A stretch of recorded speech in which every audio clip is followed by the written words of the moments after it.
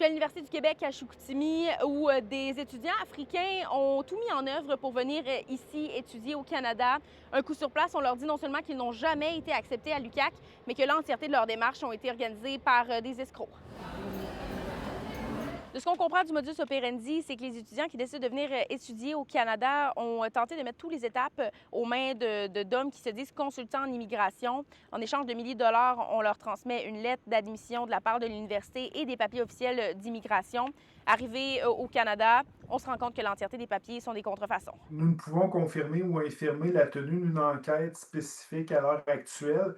Cependant, nous sommes bien au fait qu'il y a des stratagèmes de fraude qui touchent autant des étudiants étrangers que des établissements d'enseignement supérieur au Québec. Ce sont des stratagèmes qui peuvent toucher la production de faux documents, la fraude. Radio-Canada nous apprenait ce matin que l'UPAC, l'unité permanente anticorruption, a finalement décidé d'enquêter sur les escrocs qui ont organisé la venue d'étudiants africains ici au Canada, ceux qui ont berné certaines universités canadiennes et les différents paliers de gouvernement.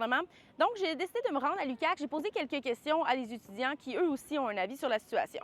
On entend publiquement les gens parler qu'avant de venir, il y a certains qui ont falsifié le dossier en venant, mais quand ils sont venus, ils ont rencontré des problèmes qui font qu'ils n'ont pas pu poursuivre leurs études. Je dirais que certaines personnes ne font pas assez attention aux choix qu'ils font. De l'autre côté, il y a des personnes mal intentionnées qui cherchent quand même à se faire de l'argent sur le dos des personnes qui essaient d'améliorer leur situation. Pour le prix qu'on paye à l'UQAC, il devrait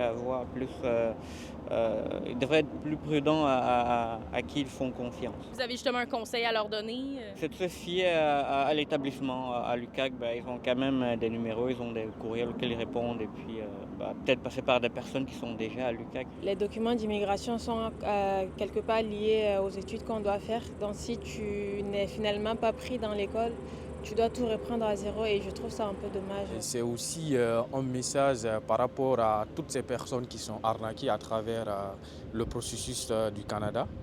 Il faut vraiment s'informer davantage. L'Université du Québec à Chicoutimi n'avait personne aujourd'hui pour m'accorder d'entrevue. La porte-parole m'a tout de même mentionné par écrit que c'était une bonne chose que l'UPAC s'occupe de ce réseau de fraude, oui pour les victimes, mais également pour la réputation de leur institution. À Saguenay, Frédérica Fortin-Foster pour Nouveau Info.